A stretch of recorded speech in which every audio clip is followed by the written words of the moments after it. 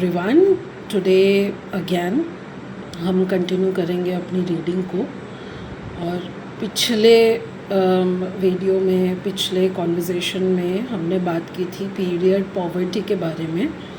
आज हम लोग बात करेंगे पीरियड शेम के बारे में।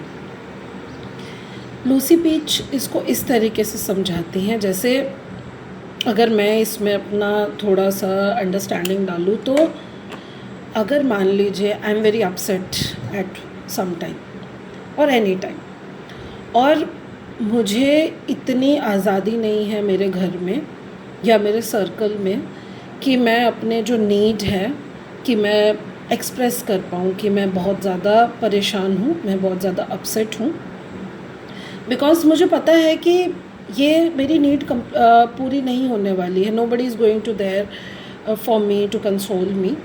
सो इवेंचुअली क्या होना शुरू हो जाएगा, I will start hiding my emotions.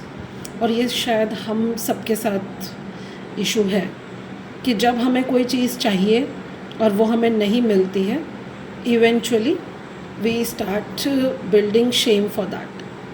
तो सिमिलर कॉन्टेक्स्ट में लूसी पीच पीरियड शेम के बारे में बात करती हैं। वो ये कहती हैं कि if a girl is suffering from menstruation और उसको अच्छा महसूस करने के लिए she needs some kind of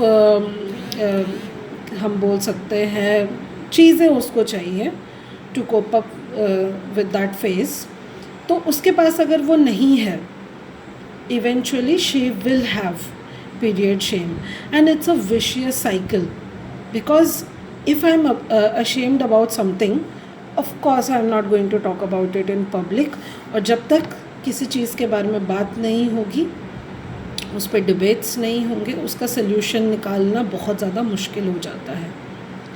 Lucy peach अपनी इस बात को एविडेंस के साथ बैक करती हैं और वो ये कहती हैं कि एक सर्वे कंडक्ट किया गया यूके के अंदर, जिसमें 1004 गर्ल्स ने पार्टिसिपेट किया जिनकी एज 14 to 21 बताई गई, जिसका रिज़ल्ट ये निकल कर आता है सर्वे का कि 48% ऑफ गर्ल्स जो हैं they are embarrassed by their periods, 79% are more concerned about the symptoms like heavy bleeding, severe pain, irregularities.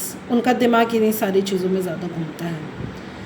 Then 58% they are not taking advice, medical advice from a professional, because उनको ऐसा लगता है कि ये symptoms बहुत ही normal है, they are very typical, तो they don't need any medical assistance. And lastly 27% जो girls थी उन्होंने ये admit किया that they are embarrassed to talk about periods in the public. UK जैसी कंट्री जिसको हम बहुत ज़्यादा डेवलप्ड मानते हैं, अगर जैसे हम Indians we have colonial mindset and UK was the one who ruled over us, तो हम ये बोल सकते हैं कि यूके जैसी कंट्री जो हमारे से कह सकते हैं कि बहुत सारी चीज़ों में आगे है, बहुत सारे माइंडसेट में आगे हैं, still girls are suffering there, they have their own issues, तो it's a big deal. So Lucy कहती हैं कि maybe this is the reason why कि ये जो एंड्रोमेट्रियोसिस का जो कंडीशन है ये इतना ज़्यादा प्रिवलेंट है गर्ल्स के अंदर, बिकॉज़ एक तो इतना ज़्यादा पेन वो सह रही हैं, इतने सारे जो सिम्टम्स हैं वो सह रही हैं और नहीं बात कर रही हैं इसके बारे में, they are not getting the medical attention. क्यों? क्योंकि दिमाग में ये है कि we have to put up with it. मैं अपने एक्सपीरियंस में अगर बात करूं तो मैंने बहुत सारे लेडीज़ को, बहुत सारे वुमेन को देखा है, when I used to live in hostels, bed से नहीं उठा जा रहा है, they need medical attention but नहीं ले रहे हैं because it is suppose to happen. उनको ये सिखा दिया गया है, हम सबको ये सिखा दिया गया है कि कुछ लोगों को ज़्यादा दर्द होगा, कुछ लोगों को कम दर्द होगा, एंड इट्स नेचुरल। जबकि अभी थोड़े दिन पहले ही मैंने एक रील देखी थी जिसमें एक गायनोकोलॉजिस्ट थी, शी वाज स्पीकिंग अबाउट कि पीरियड पेन्स के टाइम पे आपको पेन किलर लेना चाहिए या नहीं लेना चाहिए, and we all have myths regarding it. And I have seen many people including my mother also जो मुझे ये बोलती हैं कि डोंट टेक मेडिसिन्स। और मेरा इसमें काउंटर पॉइंट ये होता है कि मैं क्यों सहूँ किसी दर्द को। दर्द is very unnatural thing, I am not suppose to face that. और अगर एक पिल खाने से I am feeling better about myself, तो वाई नॉट। सेम चीज़ वो गायनोकोलॉजिस्ट ने भी बोली कि there is nothing wrong in taking pills, you can take the pill, and if ये जो पेनफुल पीरियड्स है आपके प्रोलॉन्ग टाइम के लिए रहते हैं, then you have to consult to a doctor because it is not a normal thing. But again, since we are not talking about it freely in the society, तो हमें कोई बताने वाला नहीं है कि this is normal और this is not normal, तो हम अपना ही जो ज्ञान हमने घरों में सीखा है उसी के साथ हम चलते जा रहे हैं। लूसी पीच एक और बुक को यहाँ पर कोट करती हैं जिसका नाम है अबाउट ब्लडी टाइम, और इसके जो ऑथर्स रहे हैं इन्होंने एक स्टडी को डॉक्यूमेंट किया है उस बुक के अंदर। ये स्टडी कंडक्ट की गई 3460 विमेन एंड गर्ल्स के ऊपर ऑस्ट्रेलिया के अंदर एंड 29 अदर कंट्रीज़ के अंदर। और उन्होंने अपने इस स्टडी में पाया कि 70% ऑफ गर्ल्स जो हैं between age of 12 to 18 they have negative feelings about their periods. और वहीं उन 70% में 29% ऑफ जो गर्ल्स हैं वो कुछ अच्छी बातें बताती हैं पीरियड्स के बारे में कि there are something good about it, while 41% बोलती हैं कि they dislike everything about their period, which is not as shocking as we think. So इसको इस तरीके से भी देख सकते हैं कि periods are coming with pain and inconvenience, but also women are carrying one more burden with it, a burden of shame, कि this is something which is not worth respecting or not worth talking about. तो हम अपने pen को खुद से ही minimise कर रहे हैं। We are self abandoning our selves when we need support. Self abandoning बहुत ही नेचुरल प्रोसेस हो जाता है because nobody has told us कि it's okay to talk about it, it's okay to seek help. वो अंडरस्टैंडिंग ही नहीं है, तो ये एक पूरा विशियस साइकिल अगेन इसमें बन जाता है। Since we are feeling ashamed about it, we are not asking help around it, तो अब एक बेसिक नीड है जो हमारा बॉडी का, उसी के लिए हम आवाज़ नहीं उठा पा रहे हैं। तो सोचिए कल को हमें और चीज़ों के लिए, इक्विटी की जो हम बात करते हैं उनके लिए आवाज़ हम उठाने लगेंगे तो कौन ही सुनने वाला है। और वहीं हम खुद को ही ये बात एक्सप्लेन या अंडरस्टैंड नहीं कर पाएंगे कि that yes we can talk about it and it's okay to talk about it. So in order to get out of it, Lucy Peach इसमें एक और कॉन्सेप्ट को लेकर आती हैं जो है कि period positivity which is needed, because again we can talk about problems all day but without giving solution to it, that discussion is null. तो we need to find solution about it. And as a women जैसे हमारा socialisation हुआ है, जैसा हमारा mind work करता है ना, हम बोलते बोलते सोचते हैं, मतलब speaking is like thinking for us. अगर कोई हमारी बात सिर्फ सुन लेता है ना, वही हमारे लिए मोर देन इनफ है, because we know solution to our problem and sometime just discussing our problems gives a solution. So यहाँ पे लूसी पीच भी पीरियड पॉजिटिविटी के बारे में बात करती हैं। वो ये कहती हैं कि अगर menstrual Abu is present at the heart of patriarchy and female oppression, then only thinking positive about जो periods can take us out of it. So वो ये कहती है कि जितना ज़्यादा आप इसके बारे में बात कर सको उतना कम है, क्योंकि जब तक हम बात नहीं करेंगे तब तक ये टॉपिक नॉर्मल नहीं होगा। इसके बारे में प्रॉब्लम्स को डिस्कस करना आसान हो जाएगा और सल्यूशन निकालना और आसान हो जाएगा। तो वो ये बोलती हैं कि आज के टाइम पे thanks to menstrual activism, art, celebration, gender equality work and certain politicians, ये जो पूरा मैटर है ये एक फुल ब्लॉन मूवमेंट में कन्वर्ट हो चुका है. And you can dislike it, you can like it, but you can not ignore it. So वो ये बात कहती हैं कि ठीक है, पूरी movement is happening, but again not everybody is going to participate in that. No, not everybody is going to write songs or dance in the streets for this particular matter.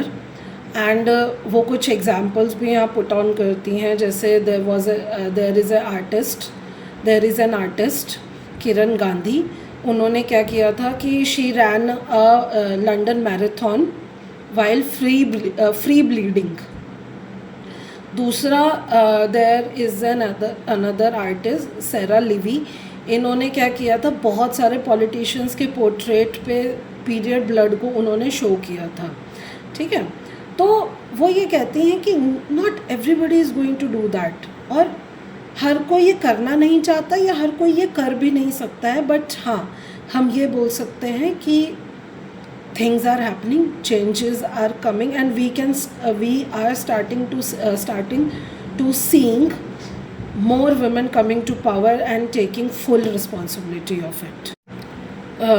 So वो इस बात को again evidence के साथ put forth करती हैं कि when I was writing this book, उससे पहले भी बहुत सारी books periods पे लिखी जा चुकी हैं.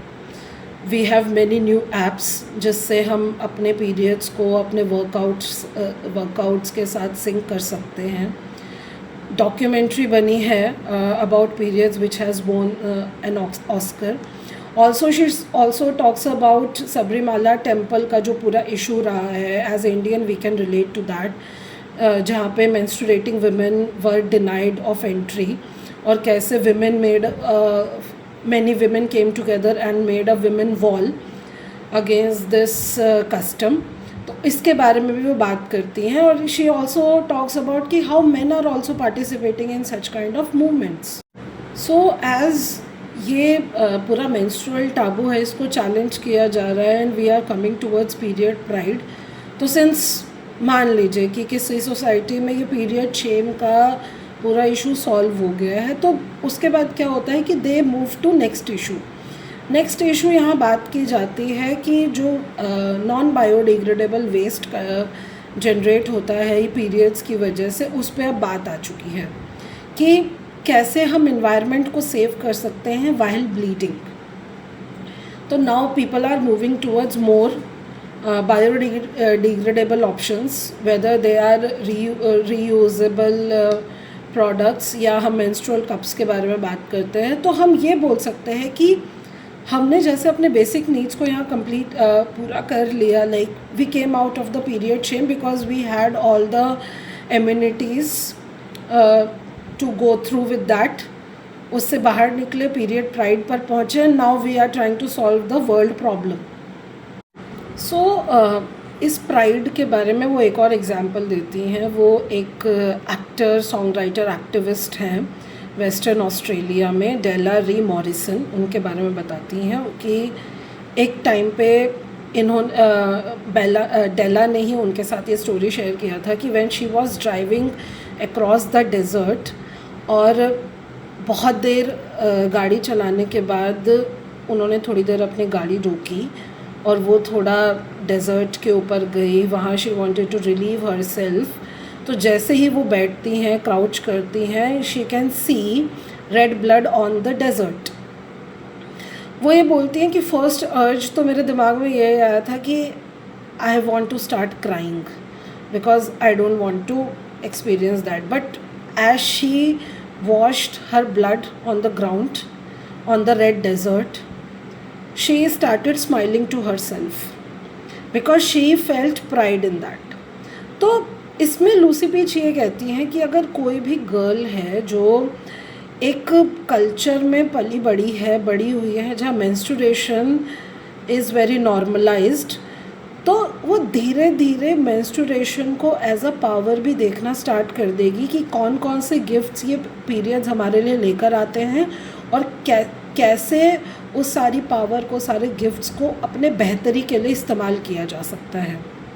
सो at the end of this chapter वो इस बात को अगेन एम्फसाइज करती है कि this book is written for the people who want to know about their power, who want to know how to love themselves in all the month long. और वो last में ये कहती है कि in your whole life you are going to have 450 periods. So let's start enjoying them. जो हो गया सो हो गया, वो पीछे चला गया है, but now let's start enjoying them. Let's harness all the power it offers us, or let's start ruling the world.